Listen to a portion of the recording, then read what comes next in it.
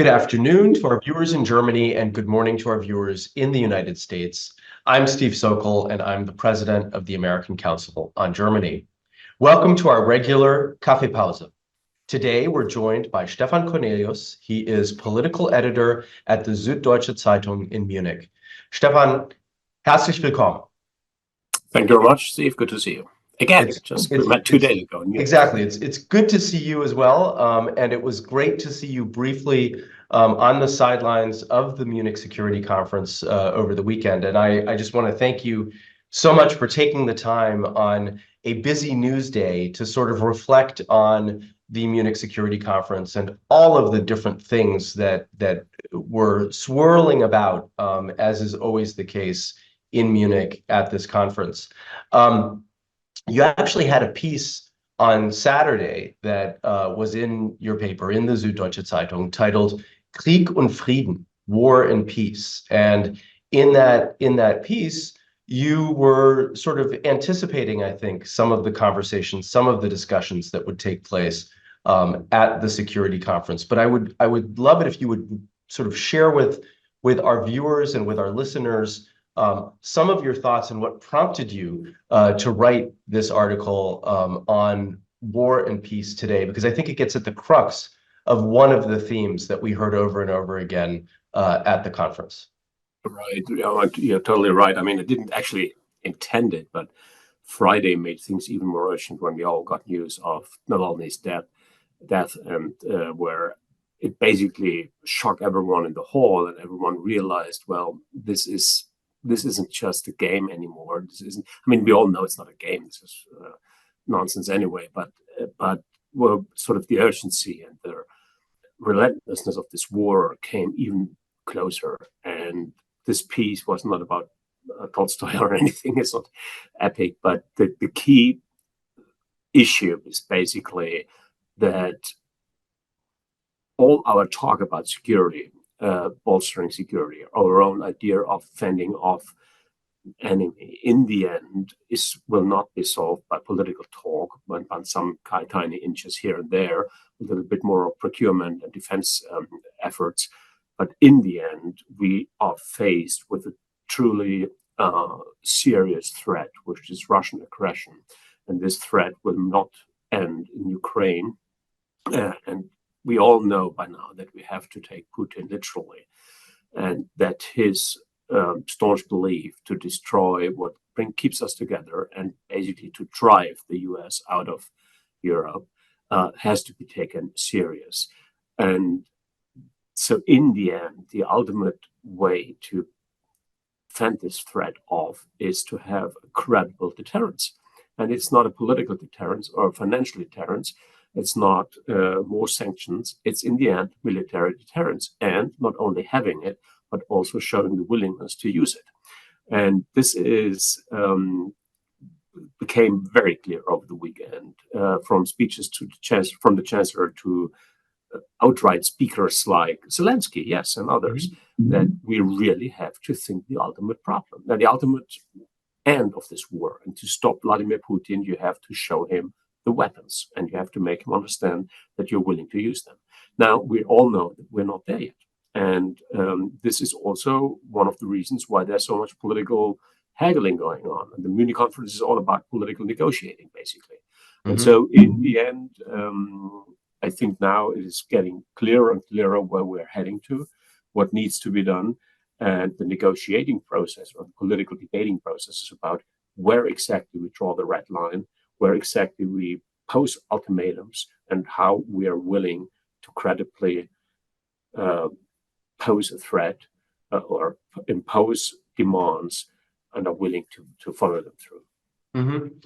I mean, one of the sort of running themes that we've had is hearing over and over again from politicians, and that includes Olaf Scholz, that there will be support for Ukraine for as long as it takes. But what sort of seems to be missing is a commitment to provide whatever it takes. And there's been, a lot made of rhetoric by Scholz, by others, that we can't let Ukraine lose, but there have not been enough strong statements to really show commitment to helping Ukraine win and what that victory would look like. And I'd love to get your sense on sort of just this Spannungsverhältnis, this tension between as long as it takes and whatever it takes, and what you think needs to happen to get those leaders to really say, we need to do whatever it takes to bring this to an end. And there's actually a third line to it, and this is the one from Joe Biden, and it is as long as we can. Yeah. And that's even sort of the weakest line. And this is exactly the Spannungsverhältnis you are mentioning. This is the tension line. This is not about the lack of money or the lack of weaponry. It's about the lack of political will or political guts. Again, Munich is sort of a semi-public debating forum where all the levels of demands and opportunities and willingnesses are shared and compared against each other. And to me, the big lesson was, yes, we're inching forward. There is a much more determined view now on how existential that threat is. But in measuring how far we go now and how fast, there are widespread contradictions. Let's take weapons. How much should they be sent and how can it be used? It's a two-sided sword. You hear from the Ukrainian side, you're not sending such and such and such. You hear from the Western side, and I don't mention sources now, but the high-ranked NATO sources and high-ranked political players in the arena saying, well, we don't even have a credible exchange with the Ukrainians right now on their demand thing. So the whole Rammstein process is in shadows. They wait for the new Supreme Commander in Ukraine to take over, to go through and explain what the defense will be. Militarily, this year is crucial. Everyone is expecting a decision now again. I mean, it's Groundhog Day. It feels like a year ago. Over the next 4 months, it'll be decided whether this war will be shifted decisively, but this time to the disadvantage of Ukraine, because the front line is getting weaker and weaker. Defense is, we saw that in Alivia just the other day. There are more places where the Russians are about to break through. And the big concern is of those who advise Ukraine from the West, are they strong enough to keep up a strong defense? Nobody's talking about offense anymore. It's just about holding the line, or whether the Russians will break through to the Dnieper by the summer. Nobody expects them to be stronger and to run over all Ukraine, because they're also disorganized and lack of material. But nevertheless, they could claim some significant military wins over the next months. Why is it not being sent more from the Western side? Well, in the US, you do have the debate on Congress, and it was just breathtaking how some members of Congress sitting on the stage said, well, refugees coming in from the South are as bad as Russians coming in from the East. I don't think this is an accurate analogy, but it was made. And but you saw that Ukraine is far away from a couple of decision makers in the US, and that this is an election year. From the European side, Germany is not clearly in the lead in sending material and money. Nevertheless, we're all waiting for the Towers decision. The Towers could make a significant change by attacking, let's say, the Kerch Bridge, and where we could at least have some moral superiority over Russia by defeating probably one of the headquarters. And why is it not sent?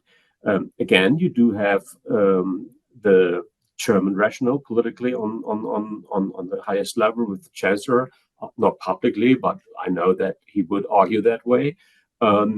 This is a risk which could draw us closer to war. He was known over the past years and months to only follow in the shadows of Joe Biden. He is not able to guarantee that Ukrainians will use the weapon only for their goals, which are agreed upon.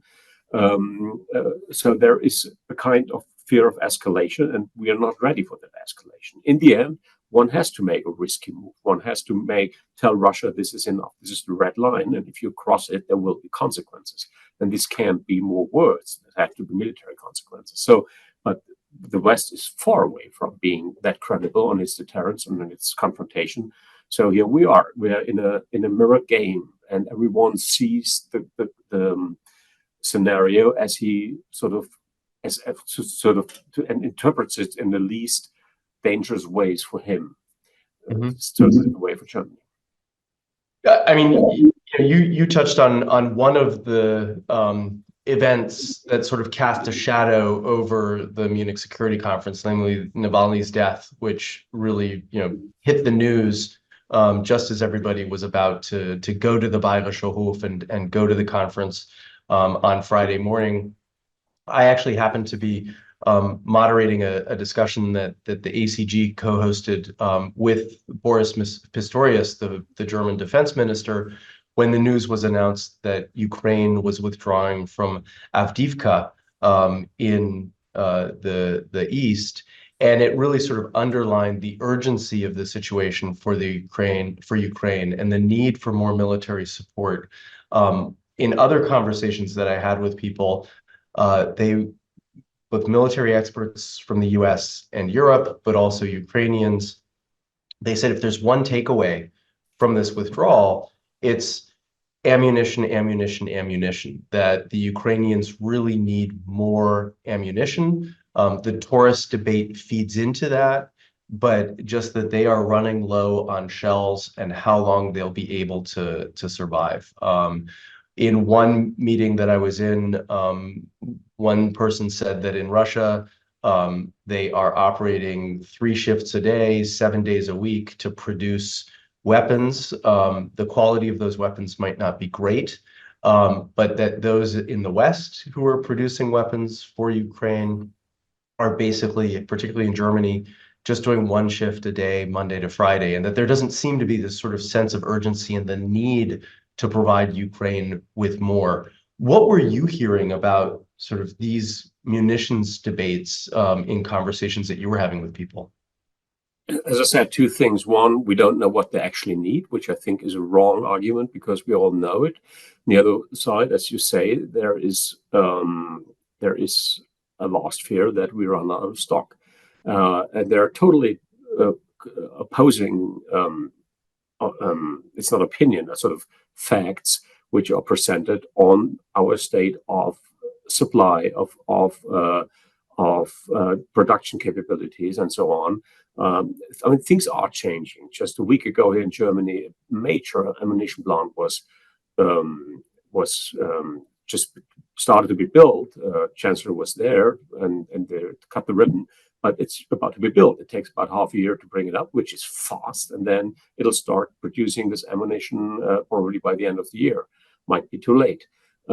We do have 3 variants of grenade shells for the same grenades caliber, which we provided the Ukraine with. I'm not sure how many different ammunition types Ukraine basically needs. So there is a huge lack of coordination and effort. You also hear, well, so many countries are sitting on their stocks. They could empty them, and it is our front line, so let's empty it. There's no need to sit on our ammunition because we don't need it until we need it, because that's too late then anyway. That's when the Russians have occupied you.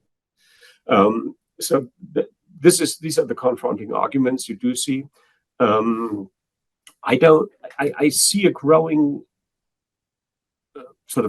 realization on the urgency. So Munich was extremely helpful in bringing home the message. This is important. This is now all about survival of Ukraine again, and action always lags behind a step or 2. So my expectation is it'll happen faster. I do hope that there will be movement now be seen on Congress. There was a lot of talk on how to unfreeze the money, how to break up that gridlock in the House. And you know better than I what kind of paths can be taken. But we all know the House is in recess until the end of February, another 10 days lost. This is all, time is in the essence right now. And there's also was an argument, well, the US Army has about 1,000 tanks sitting in the desert, not being used anymore, why not being shipped over? All those arguments have to be verified. They have to be checked against delivery. But in the end, I guess the West could do so much So let's kind of put some of this in context a little bit. I mean, you're a frequent attendee at the Munich Security Conference, and I think back to 2022, where I would say that that conference was really one that was characterized by a sense of denial. There were warnings from the U.S. About what Putin might do. There didn't seem to be a sense of that happening, both by the Europeans, but even Zelensky. I think he at that conference was kind of in a state of denial. And literally just 4 days later is when Putin reinvigorated his war against Ukraine and launched the attack that he did. Last year, 2023, there was a strong show of solidarity by the West, a commitment by the West, and really a sense of we will stand by Ukraine for as long as it takes. This year, I felt sort of underwhelmed, despite the sense of urgency that you're talking about, despite the necessity that Ukraine has demonstrated. I felt like there was not a sense of urgency or a sense of clarity about the path forward. And one of the things that I was really missing was a show of European solidarity. I felt that France was conspicuous through its absence at the conference. I would very much have liked to have seen some activity by the Weimar Triangle, right? Germany, France, and Poland at the contours of this conference. There was bilateral collaboration between Ukraine and France and Germany, but it would have been a good sign for Europe to say we stand by Ukraine. Do you have any insights into why we didn't see that, why there wasn't a stronger sense of European solidarity this year? I would disagree on the matter of urgency, but I fully agree with your assessment on sort of the dramaturgy of the past 2-3 years and what actually really was the case last year. There was some euphoria which was not justified. Everyone was hoping and looking to the summer offensive and thinking, well, we gave them basically everything. That should be an easy ride to get terrain back. It did not happen. So this year we are in a moment of not despair, but of growing realism that things are hard and will take long. And I think this keeps, or this shuts people up or brings them down, it quiets them down, because there is no reason now to be overly optimistic or upbeat on in the analysis. This is probably which all fell into this feeling of mumbleness, of defensiveness, which we all saw and experienced. And it was fueled and added by exactly what you described, the fact that there was such that an opportunity was lost, not showing more European strength. It is a reflection of various things. On a small scale, there was a lot of back and forth on who should be there and what kind of format would they sit and talk. Is it Weimar? Has everyone his own stage? But it's not the Munich problem or the problem of the organizers. It's the problem of the main actors, which is Olaf Scholz and Emmanuel Macron, and also Donald Tusk, who has his own game in this. He was planning to come, was also willing to sit on the stage, but Macron cannot go to Munich. Tusk cannot go to Munich and have a bilateral with Scholz and not being. I mean, this is the German anti-German sentiment in Poland is still so high that you cannot risk your thin layer of political base, which you do have as a freshly elected prime minister, and risk it at the Munich conference. So, and Scholz was not willing to do the Weimar Triangle. There is the biggest problem right now in this relation to German relationship patchwork or pattern is the absence of Franco-German just even talk or conversation. It's a shocking void which we all see, a lack of political understanding, jointness, willingness, The Chancellor in his speech had a very remarkable paragraph which said, we now want to continue on the path of closing a strategic gap, which we laid out in our white paper and now needs to be filled, which is for long-term strategic deterrence, meaning missile deterrence, ground-based missile deterrence, basically countering, sorry, not long range, it's medium-sized range, basically countering the Iskander threat of the Russians. And in that paragraph, he said, we want to start closing this now, which means, okay, there will be a new huge weapon program. And the second sentence was, we'll do that jointly with France and Britain. Also to sort of basically satisfy our need for joint European defense industry. This is what's all about. First of all, this sentence was very sort of calming for the French, very important sentence. But nevertheless, there's so much bad anger piled up in the Franco-German relations on the way Macron and Scholz act together, how little coordination there is. The second and third layer, what do we do have in the transatlantic relations, German-American, with all kinds of things like this conversation today, doesn't exist in France. There isn't with France. There used to be a strong network of all kinds of societal groups exchanging views and basically having a strong network, also defense industry, decision makers in that field, military people. It's all extremely slimmed down. So what's the reason for it? Diverging strategic interests, Africa and Eastern Europe. Also, a huge distrust on where's our money going to? Mm-hmm. For example, the French were extremely angry that Germany announced to build a layered system of air defense at the eastern border, the eastern flank. And they thought this is sort of a deliberately attempt to boot out the French defense industry. The Germans didn't even think it was strategic. It was basically an ad hoc announcement. And they thought, yes, we'll buy it just basically off shelf because there's no time to develop our own defense system. So in the end, it's all about industry. It's about capabilities. It's about who calls the shots. And there's only little ability and preparedness to cooperate and to basically find some middle ground. Do you see a path forward in this sort of sticky Franco-German relationship at the moment? Well, I think if the threat level rises and if the urgency, the sense of urgency rises, we will see higher willingness to cooperate. Macron basically offered again and again to do it, but the conditions, if you then approach it, and that's what I hear from the German side, the moment they approach him and want to talk, the conditions are always extremely one-sided.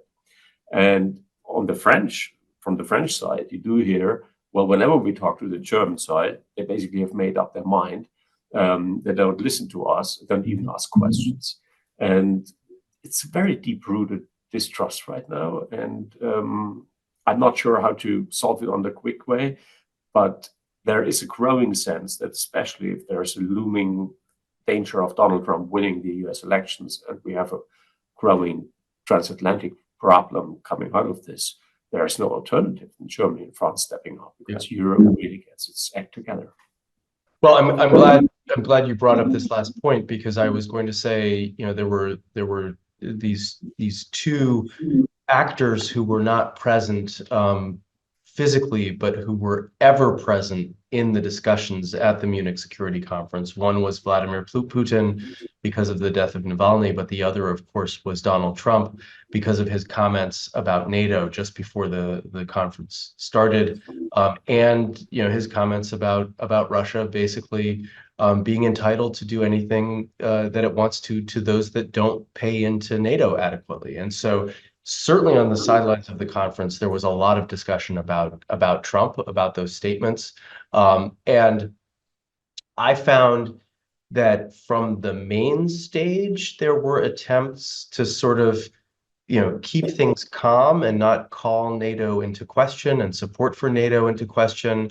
but on the sidelines, in the hallways, in bilateral meetings, people did seem very concerned about what a second Trump presidency might mean for the alliance and for the transatlantic partnership. What were you picking up when it comes to the transatlantic relationship? Yeah, the interesting part is the fine print on the sideline part, where you do have a lot of shades on how this Trump presidency could impact relations, but you don't really. I never picked up that this calls NATO as such in question. So there will always be an American part of NATO. The question is how strong it will be and how strong the European part will grow. But never, I mean, Munich is traditionally also a kind of meeting of NATO NATO friends. So right. they wouldn't call their own existence in question. But for me, the interesting part was nuclear. And this is definitely the most important issue because Europe doesn't have its own nuclear deterrence. And there's a lot of talk here in Germany, especially, what are we doing if this is pulled aside sort of overnight? The short answer is, well, if it's pulled aside overnight, there's nothing to be done because you can't build up your own nuclear deterrence basically overnight. It takes years and decades and political will and tons of money nobody has. So this will be a huge problem. But this is also an extreme scenario which nobody thinks would come through, even with a much more organized Trump presidency, because there still will be those in that administration who understand the logic of deterrence on America's nuclear power. I was at a nuclear meeting, a small group of super experts on that. And to me, the most fascinating part was how those people who are basically spend their lives thinking in nuclear deterrence categories, how they try now to adapt to modern reality. And it's twofold. First, how rational can irrationalism be? I mean, the use of the bomb was always considered as being totally irrational. So the deterrence should work. No, and if it doesn't work, and if there's limited use, do we have an answer? And the answer to that one is still no, we don't have an answer because we don't know how to react, and there still needs a lot of thinking to be done. And on the general question on whether Trump could pull the plug and let Europe stand out there in the rain, there's also a huge belief that this would be so irrational, and it could be probably. I mean, everyone points to the fact that Trump is a negotiator, that he puts these threats on the table basically to get something out of it. And what he wants to get out of it is more spending, and not more spending on European-made stuff, but probably on American-made stuff. So in the end, you can buy your way out, probably. But we're not there yet. And I guess a lot of that fear, which is going around now, will disappear or will be less threatening as it seems now when we get closer. But the big question on Trump is, will he sell us out on Russia? And that's the ultimate thing. This is what he said on stage the other day at one of the campaign events, and which still hangs in the room in Europe where we talk. That he basically asked Russia to attack us because we're not paying, and this outrageous everywhere. So related to this, one of our viewers just submitted a question which reads, since Trump disparaged NATO repeatedly between 2016 and 2020 and talked about the US pulling out of NATO, why didn't Germany start spending more on defense then in order to avoid relying on the US for its defense? Oh, I mean, Germany did a U-turn. That was 2 years ago when the war started. I mean, they didn't do it before. Why? You have to ask Angela Merkel. You have to ask others. It's a big myth. Defense was basically erased from our common consciousness, from our political discourse. It wasn't part of the political reality, and it's a big mistake. But the mistake wasn't done at that point, or when Trump came in, it was done even earlier. It was when in 2013, when Crimea was annexed, or even earlier, when we went to Afghanistan and realized we were basically going naked. And so there is the loss of defense DNA is one of the biggest political mistakes over the past 2 decades. And it went along with a very German reflection or reflex on defense, which is, yes, we know it. It's extremely pacifistic and pacifist, and it's sort of anti-military in a very blunt way. So the simple rationale of having a military deterrence, or even if you don't need it, just needs to sink in back in society. It is now there, I would say. I think it can be built upon now, but the mistakes were done far earlier, not only when Trump came, and now we are still lagging behind. Industry has to build up capacities. Money is there; it needs to be spent. Spending so much money at once is also not that easy. There needs to be military which can absorb the new stuff. So it's a build-up process, but I think now the determination is here. Just one last word on this. Olaf Scholz's speech on this, on the Munich conference, was so clear. I mean, Scholz is always blamed of being the dull speaker and nobody really understood. Go back, read the speech. Just 2 points. One is the threat is real, and our spending is also real. So there will be no diversion from our willingness to spend now. And as you said, and as I think one can see quite clearly, there has been a huge turnaround in terms of Germany's position on defense over the last 2 years, right? Beginning with the Zeitenwende speech, when you think about the commitment, Germany has come a long way, but that doesn't mean that there isn't still a long way to go moving ahead. There's still a lot to do. Related to this, one of our viewers is curious whether you think that conscription will come back to Germany. I don't think so right now, because the threat is not as such that we need to have huge numbers of troops. It's that we need to have a modern and mobile force. The military needs to become more attractive, which means also spending more money on soldiers, or paying them probably better, having it much more attractive to serve. Conscription would simply cost money. There's an estimate that a simple conscription scheme would cost an additional 18 billion. And that's in relation to the overall German defense budget. It's just too much money right now. It should be better spent on drones and on AI developments, on battlefield development.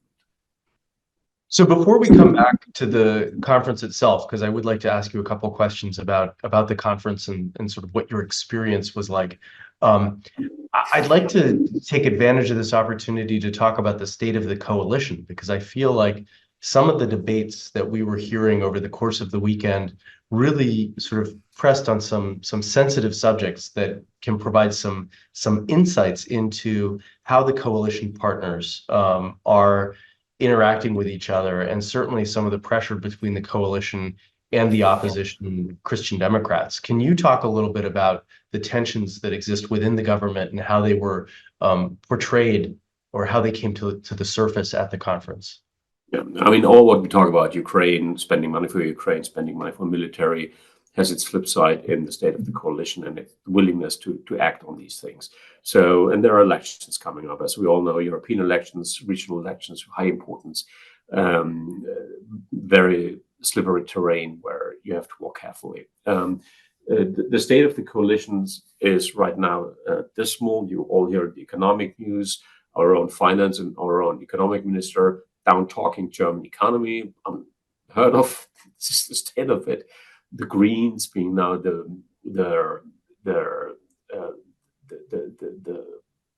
party which is hit most by public protest, farmers' protest, basically being singled out as the part of the Ampel coalition, the traffic light coalition, which is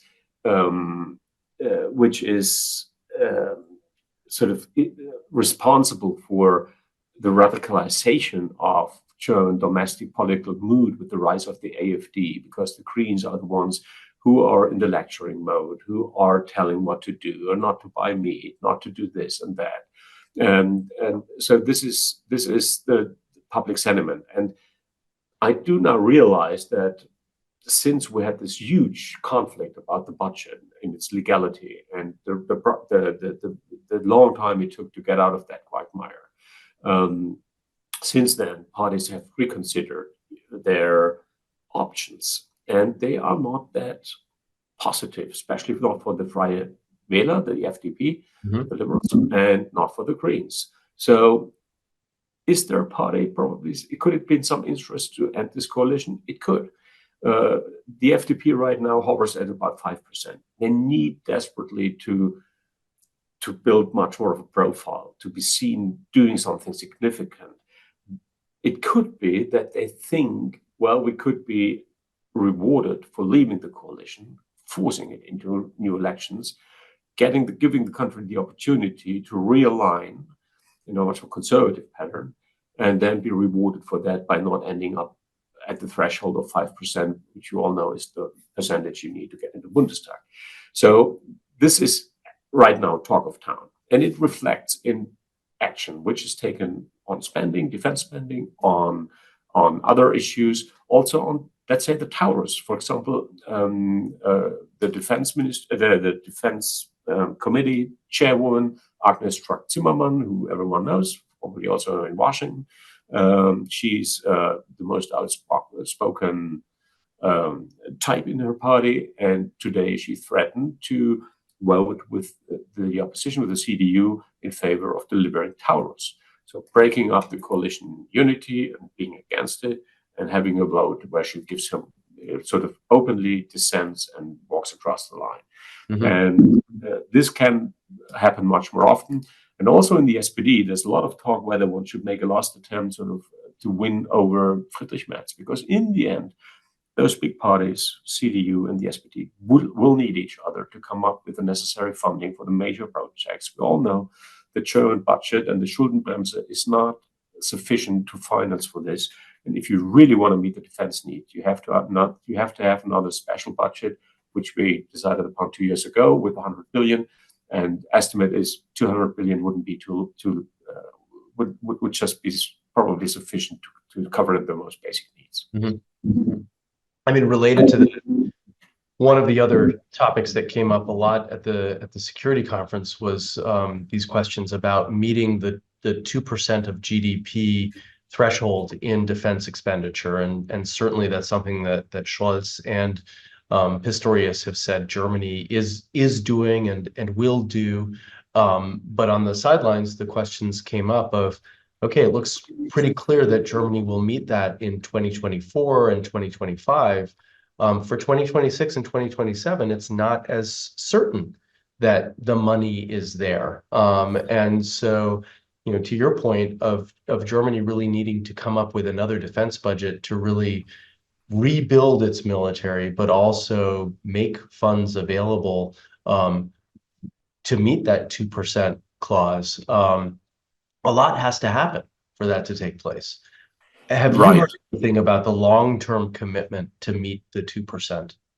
I think Scholz's commitment is honest, and he really means what he says. He might not say a lot, but that what he says is a serious thought and view on the major threat we face, which is military from Russia. And this is why in his speech he said, without military, everything else is nothing. So this is his number one priority, and I take that now for granted. The question is, how will he get the financing? The 100 billion will be used up in 2 years' time. This is why then the 2% are in charge.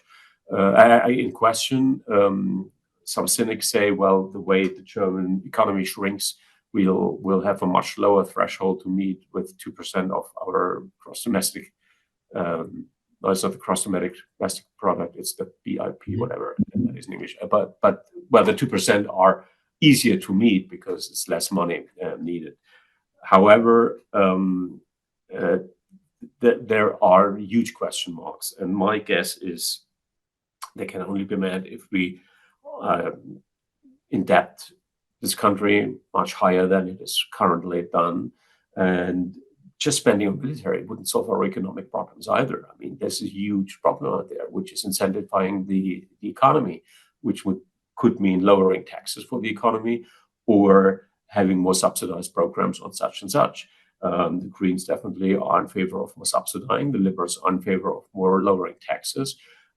We have to battle out with the United States on IRA and luring industries over. Just today was a huge debate in Eastern Germany on solar industry, which are threatening to go off to Colorado or Arizona. But it's an ongoing debate. So the state of the economy, the state of well-being in Germany is a major topic, and this could also be a reason for huge coalition tension and even breakup with the FDP. So one more question just came in, recognizing that the case is not as high profile a case as the death of Navalny, but our viewer is curious how much German media reporting there's been about the assassination of the Russian helicopter pilot who defected and was killed in Spain. Yeah, I think the news just broke today. I'm not where I saw it just a couple of hours earlier. So yes, there will be major reporting about it. It's one of those just intolerable things which do happen now. And it's not Navalny, but it's symptomatic. And we do have the Tiergarten murder, the guy who killed someone in Berlin Tiergarten, who is now openly by Vladimir Putin in his interviews being on the list for exchange with the Wall Street Journal journalist in Moscow. Yeah. So we do have some hostage bargaining here. We do have assassinations on those who work against him. That's the nature of the beast. Yeah. Coming back to the conference, I have maybe one or two questions just about the conference itself. I mean, again, it seems to me that everybody who attends the Munich Security Conference sort of has a different experience. It really depends on which sessions one's in, which conversations one has. And as we've touched on, messaging coming from the main stage, which is very much on the record and which people can watch in real time, sometimes the tone and tenor is different from what one hears in bilateral meetings or in the hallways in more off-the-record discussions. But this year, it seems as if there was really a conscious effort to go beyond the transatlantic partnership. I heard one statistic that 27% of the participants who were there were from the global south. There was a real attempt to bring more global questions into the agenda. And then, of course, the questions around gender breakdown. One of our viewers writes that in 2023, much was made of the 50-50 participation at the MSC between men and women. And the viewer is curious whether there was a similar or different distribution along gender lines. One of the things that I heard from one of the organizers was that it was actually 53% female speakers at the conference this year. So there was a definite focus on that as well. But I'm curious as to sort of what your sense of the depth and breadth of the topics were. Obviously, the war in Ukraine was front and center. But did you feel that there was enough of a focus on some of the other really important hotspots when it comes to international security? Yeah, I mean, on the gender issue, there's that figure, 53% of female speakers, and probably on stage. I'm not sure how they count it. It's definitely totally different from the old times. And my first conference was in '92. I was 27 and I was the youngest, and I was a man. It was all man thing. And a panel like ours, little one here, dear Steve, is not thankful. No, but I think this is something which is really has changed, and it's good that it has changed. A lot of new voices, a lot of good thoughts, a lot of great political types, but also academic, scientific people who contribute, male and female. The conference, basically, I mean, it's huge, and we see it getting bigger every year. Right after the pandemic, it has shrunken a little bit to a much more handleable size, which is changed again. It has never been as big as now, and it feels like it suffocates a bit from being too big. And it's also not just one conference; it's basically 3 conferences. On the top layer, you have the top layers, and they have their bilateral agendas, 30-minute, 3 days, basically seeing the rest of the world. So for them, it's a big stock exchange, big sort of a big forum of walk and talk, and they have their talking points, they have their things to walk through easy. For example, the German intelligence chief told me he had invited 60 intelligence chiefs from around the world. 50 of them came. So guess of what they did 3 days. They just fancy of meetings on intelligence, and we didn't even see it because they do that somewhere where we don't see it happening. So this is the top level. Then you have the industry level and the economic level. A lot of money people there who also help finance the whole show, but also benefit from it.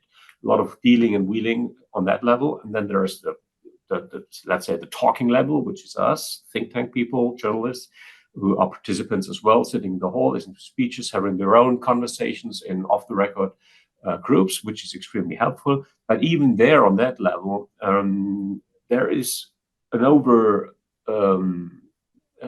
offer on choice. There's too much choice, what to do and what. So I decided to focus on Ukraine. Funny enough, until Friday morning, until the Navalny thing came, I thought, okay, let's have much more an eye on the global south, because that's interesting to have them all there. So many of them who came and gave speeches and had their own panels and things, and then focus again shifted. So it was a bit of an overstretch. The third issue is the Middle East, definitely. There was a lot of Middle East attendance. Israel Herzog, the President Herzog from Israel, the Mossad chief, defense chief, also from the Arab side, Egypt, Lebanon, Qatari, the Emir. I mean, just a fascinating group of people also sitting on stage, not being that open and that readable as on the Ukrainian side. But this is where I felt most disappointed. On the Middle East patch, I didn't walk away with, from what I heard, with new insights. And on the global south part, yes, I mean, it's not a fashion, it's a high necessity. And you do realize it immediately when you talk to these people and you confront you with, let's say, Germany's view on the Middle East conflict, which is, in their view, totally one-sided and unjustified, and cause for political tensions with Germany. So there's a new dimension to foreign policy, which you really have to take seriously. It's a big play to handle. And the Munich conference has the beauty of bringing all of this together. But as I said, it's too much for one person to digest.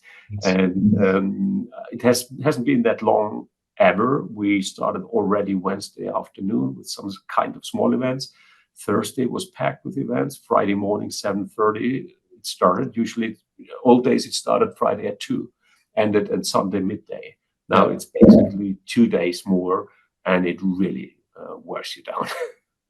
Yeah, I mean, as you say, it's an overwhelming sort of tsunami of information and of opportunities. And it was interesting at one of the last meetings that I was at on Sunday afternoon, the topic of discussion was, shouldn't one refocus the Munich Security Conference to be more organized along the lines of what its origin was, the essence of the transatlantic partnership. And the rationale is that if the transatlantic alliance is not working, we won't be able to address these other problems, or whether one should be more broader and include the global issues that affect the global south. And certainly my feeling was that we are facing so many overarching challenges that we need partners in order to address these challenges. And if we continue to ignore the countries of the global south and don't include them in fora like this, it will be to our disadvantage down the line. That we have to be inclusive, but we have to recognize